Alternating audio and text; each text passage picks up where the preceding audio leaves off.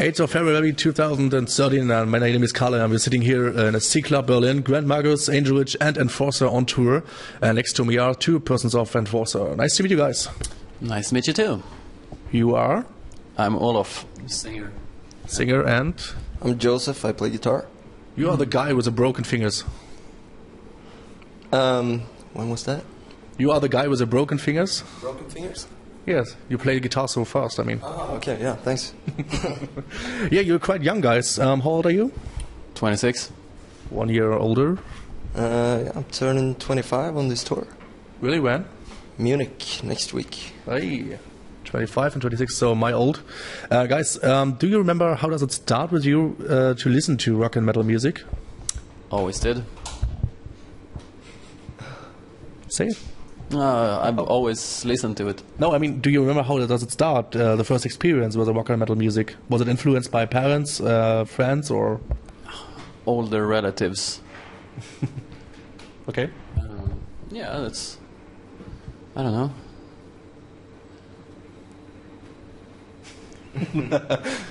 You're searching for the words? No. It was influenced by older relatives. Okay. And you? I can't really remember. I think I got into... Well, it was so long ago. It came naturally. I remember I had one relative who really got me into the harder stuff when I was like 12 or something.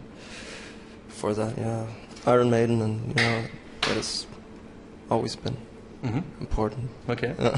And the first instrument you played was guitar, or was it another one? Yeah, I think I started to play drums at the same point as I started with guitars, actually. But then, yeah, guitar playing just took over. Mm-hmm. And you? Do you learn an instrument or just singing? No, I play guitar in Enforcer too. Yeah. No, but I started playing guitar when I was about, I don't know, 6 or 7.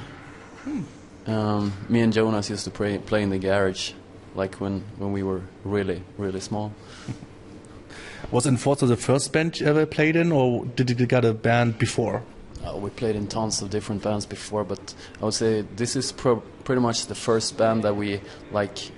We were all already into how to play and how to be in bands before we started this band, and this was pretty much the band that had the most clear vision of what we wanted to do when we started. So we didn't have to go through any learn to play phase with this band like we've been doing with most of earlier bands. Yeah, I mean it's in a way a result of all the bands that we had before. So in a way, Enforcer has been existing for 6 or 7 years, but we had bands before that for 6 more years. So in a way, Enforcer is 12 years old because I mean, me and Olof played together, and Toby, and of course Olof and Jonas played together for many years before this. So we already knew each other musically, and so it was just quite easy to. Okay. What was the first band ever you played in? Could you remember the name and what kind of songs you played? Was it cover songs or own songs? First band, I don't know. First real band was in I don't know, when I was about 8 years old. Maybe we played some Metallica covers and also did some own stuff. But yeah, that was. I still kind of enjoy those songs, actually. Got to record in the real studio as well. Okay. So that was really cool. I got loads of cassette tapes from when we recorded, like just me and Jonas. Okay. And you? The first band ever? Well, there was many. The first recording I was in a studio was when I was 13 together with Adam, that played guitar, previously guitar player in Enforcer, a band called Crypt. There was actually one Iron Maiden cover on there. And the rest was own songs? Yeah, and 3 own written songs. Just a small EP, yes? Or it was a demo tape. It was burned out demo tape. We didn't really release it. Okay. It was fun. And the No, I was just gonna say that the first real band, you know, when we were taking things for real, you know, was a black metal band. Me and Tobias had, black metal. yeah, Whoa. we were like the first time I really felt that I was doing something seriously, you know, taking it to 100%. You know, that was when we were about 16, 17. We were called Galtra. Okay. Yeah, I'm still proud of those songs. Really, really. What kind of songs? What are the topics about? The topics, usual black metal stuff, I guess. Mostly about, you know, satanic stuff and stuff like that. But you know, you're also a kid. You know, it's like it's more fantasy than it's actually, you know, any opinions or views of life. I don't know, but it was a important experience to have a real band and to do it fully. And the first concert you ever played, could you remember that? I mean, which club and where? Probably somewhere in our hometown on like a school dance or school type of event. I don't know.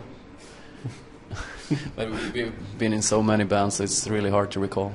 I mean, the very first concert you ever played, you must remember. Something on school. I don't. Shit. I did lots of different stuff. So it's like. And you? First concert? Yeah. I was 6 years old. 6? Yeah, I always, I have always tried to hit the stage, you know. So Then I remember. I don't think that was very good, but it was way out in a place you don't know about. Just tell us. It was outside of our hometown somewhere. I can't remember the name of the place. Anyway, well, first show outside of our hometown could be. Well, I don't know. I remember we played a club gig with our thrash band that we had before, Corrupt. I was 16 and we went down to Jönköping, Sweden, and we were playing this motorcycle club. we didn't know anything. Yeah, and I was 16. And I don't. They didn't know how young we were. They knew that. No, they didn't care at all. But they just everything you could. brought in beer and booze for us. And like that was fun, really fun. Great experience, I think. Yeah, absolutely. Yeah, we are actually still in touch with those guys. Really? Yeah, once in a while. Okay, so you will play again there? I don't think so, but you never know. Is it difficult to play in a crowd like this, like bikers and such as a metalhead? It's really no difference what kind of people you play in front of, as long as the audience appreciate what we do and we get the energy flowing between the band and the audience. It's the same thing, you know. I got a question from a fan. They asked me to ask you, did you ever thought about to play your song in an acoustic version? Why should we? No, it's like totally uninteresting. No way. Maybe when you got older. No, our thing is to exaggerate every detail of this kind of music and take it to 1,000,000%, you know, and not to take down anything, you know. We do everything fully. Yeah. And to do acoustic versions would be to like take the energy from it. We are already on the edge of what we can do, so it's like well, what I want to do is push it even further, you know. Of course, and you do it with a great new album. You play together with Steelwing, Skullfist, and Thunderboist. All these bands are also quite young, and the same kind of music. It's really great because there's good packages. Did you ever saw a concert with a package that was totally shit and horrible? You start to laugh. I don't know. No, I don't know. I was just trying to figure. You see stuff you don't like personally every day, but it's not that I'm putting any energy into like even care about it. So it's like most of the times I've seen Iron Maiden, they have very shitty opening acts. One or two. Yeah. So. Especially bigger bands like you go to see have really bad opening bands. like totally nothing to do with the band you're there to see anyway. So. Yeah, that was Alice Cooper here in Berlin. He got a German band called Eisbrecher, and Tarja Turunen, the ex-singer from Nightwish. They played as a front of Alice Cooper, and yeah, that was not a good package. Did you ever bought a CD? And because just of the cover, do you see the cover and the name of the band, but you don't know what the band play for music? Yes, that's happened. Yeah, many times. Actually, one of my favorite bands, Riot, I got into them because Sweden Rock, the magazine, had this top 10 ugliest record covers ever, and their second album was #1. And it's really horrible. And one day, The cover of this album? The cover is yeah, it's really ugly. And I saw it one day in the record store, and I was really curious about what an album like that would sound like. So I bought it, and I put it on. It was fantastic. And what should a cover for you have to get when you would create a cover? Well, the artwork as well as lyrics and everything around the music are for amplify the feelings or the actual vibe that you're creating with the music. So like having an album cover should go in the same direction as the music do.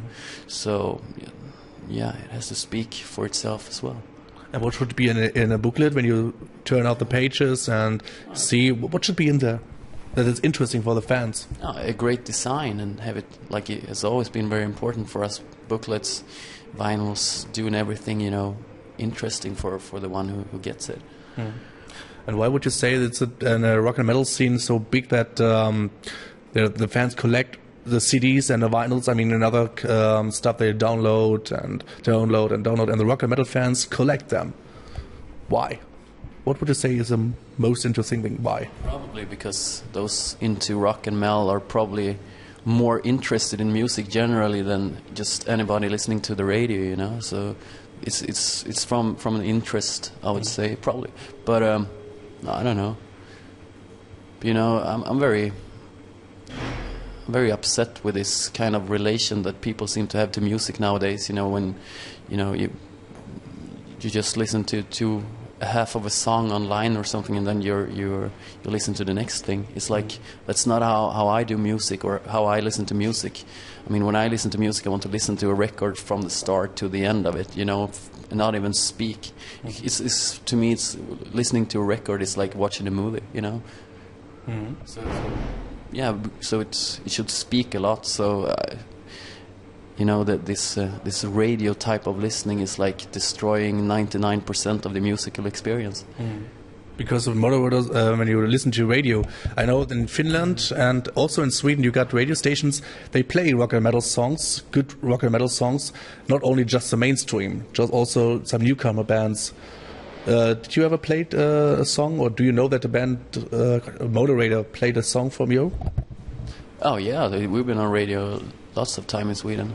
Those, like, especially on the P3, they have a rock show which is really, really good actually. But that's, this normal commercial rock radio station is nothing that we really have anything to do with anyway. It's not in Sweden. It's not so genre based like it might be here. I don't know. But like you got a Bandit Rock which plays modern, I don't know, stuff that's not even close to hard rock, even though they say it is. And it's like, and you got like classic rock, which is classic rock, And what about the rock and metal scene in general in Sweden? Is it different to Germany, or is it different to other countries, or would you say it's more similar? It's very good, I think. Not that Germany is bad, but I listen to lots of Swedish bands and lots of new Swedish bands. Recommend someone? In Solitude. Very good band. Yeah. And a newcomer band, like an older than you? Older? No, not that older than you. I mean, younger band, newcomer bands. I want Antichrist from Sweden. That's probably the best new type of a band. I think they released their debut album in 2011 or something. I would say it's the best debut album since '93, the first Dissection record. Probably. Okay. I'm really excited about their next thing. Would you put them in your all-time favorite band? I mean, you can choose right now at the end of the interview your all-time favorite band. Maximum 6 band members. From every band you like, you can pick one. They can be alive or be dead. And it's too hard to say because bands are bands, not persons, you know, and it's more like, and I don't really think of like individuals in bands. That's really hard to do. okay. At least for me, I don't know, but because it's more about the music than how they play, I would say. Okay. So you would choose create a band. You would say the band has to exist, and that's okay. I don't know, Josef, what do you say? I tried actually to do that thing, but I only realized that those people that I choose couldn't play together. You know, That's the craziest thing on this part. If you choose Bill Ward and Steve Harris, Yeah, why not? yeah, maybe they would fit actually, but you know, but most I think Bill Ward fits better with Gizzy Butler anyway. So no, but you know, all good bands are driven by like one or two people with the vision very clearly, you know. So it's really hard to take those people outside of the context, and most often they have a hard time to work with others. Probably, I don't know. Okay. Then, guys, thank you very much. Thank you. thank you. The last words for the camera of the fans are for you. Who wants to? I don't know. You? Or both?